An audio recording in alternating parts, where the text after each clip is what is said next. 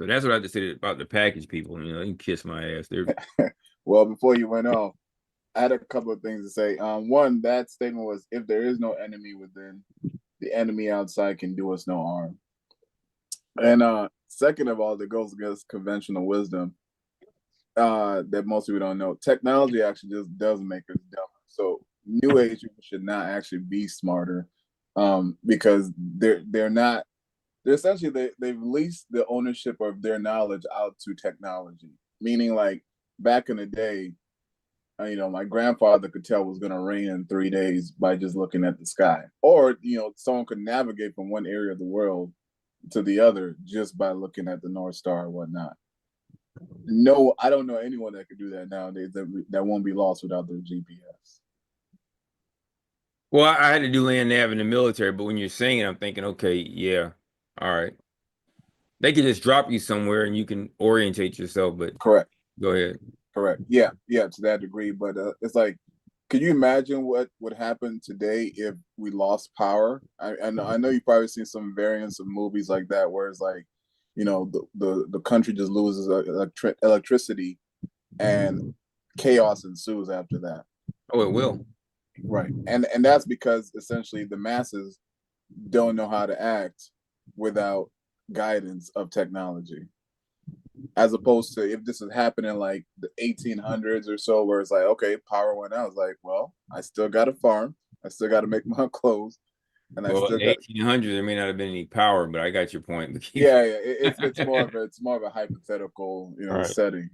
Whereas like you're not you mainly been relying on yourself, and you hadn't outsourced your sense of direction to a certain degree, that you're now just vulnerable to that kind of loss. You know, and that's actually one of the dangerous things now with AI, especially like a chat GPT. If you think about it, 5 or 10 years ago, you would normally go to Google to ask a question, right? And it'll give you, let's just say, 10,000 pages. And you would need to kind of wade through those pages to, come to some conclusion about what question you have. Well, chat GPT is going to give you one answer now. Now, if you don't know anything really about that, how do you verify that information? What do you throw it against? And being someone who's worked in computers and knows the back ends of it, that information is not objective. As much as we try to do it, like anything that humans do, we have a hand and we have biases that we can't even see it from ourselves. So inherently, anything that we create is going to have that. So when ChatGPT gives you an answer, and me, from a technological standpoint, I understand is a mathematical best guess for ChatGPT. But does the average person know that? No. No. I've run across that with people who send me things that come through Chat GPT, and I'm thinking, I'd love to have a conversation with one of these one of my older professors, that they are even still um, doing that, but just how they feel about what comes across their desk. Because I haven't been in the classroom in a bunch of Sundays, so I'm just kind of interested in seeing how they look at some of this stuff, because I never thought about it from your context, Daily, that people become less, maybe it's less motivated to know anything, or to like critical thinking. Yeah, that's what I was going to say. They lose their ability to exercise the strength of critical thinking.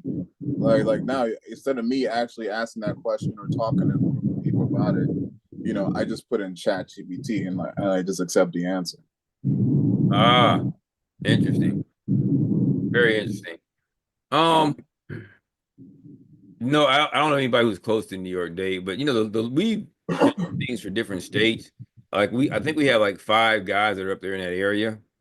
Um, for in New York.